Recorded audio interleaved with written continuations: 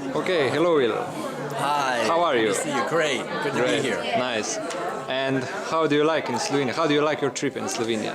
It's been wonderful. It's been a real honor to be able to work with local activists here in Ljubljana in Slovenia to help spread the vegan message. We were treated so well. We had wonderful meals, the vegan food here.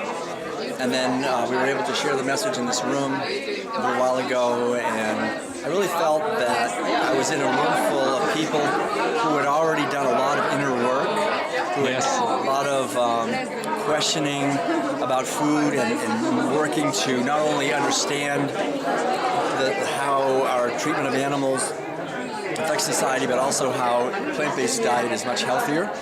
And so afterwards, it was just this long, like a whole flood of people who were interested in getting the book, The World Peace Diet, and reading it and spreading the message and living the message. And it's really a universal message of, this is it, right? This is the translated translation. It's a beautiful cover, and I'm sure I've heard it's a great translation. Yes. And so I'm just really honored that the people here in Ljubljana and in Slovenia are so passionate about compassion and health and kindness and abundance and creating a better world. Nice. I think that together we're working. We can do this. I mean, even though we're living in other parts of the planet, we're all working together. And that's an important thing to remember.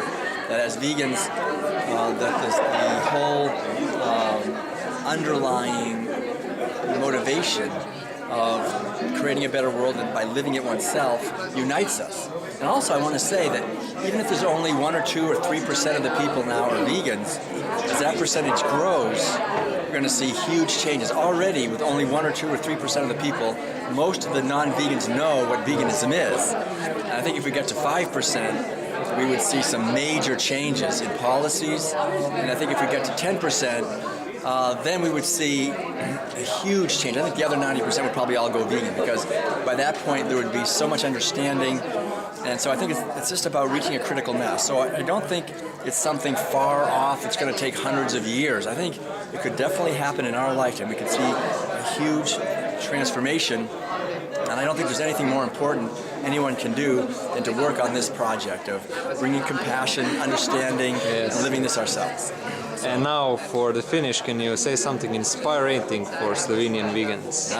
Yes, you Slovenian vegans are an inspiration to me. I honor your commitment and your willingness and your heartfelt yearning to make an effort to create a society of peace and freedom and justice and equality, and never doubt that any effort you make is ever lost. It all helps. We're planting seeds. Just keep planting the seeds and living, as Gandhi said, it's being the change we would like to see in the world. And that's what I see here happening. It's very inspiring. Thank you very much. Excellent. Thank you for this interview.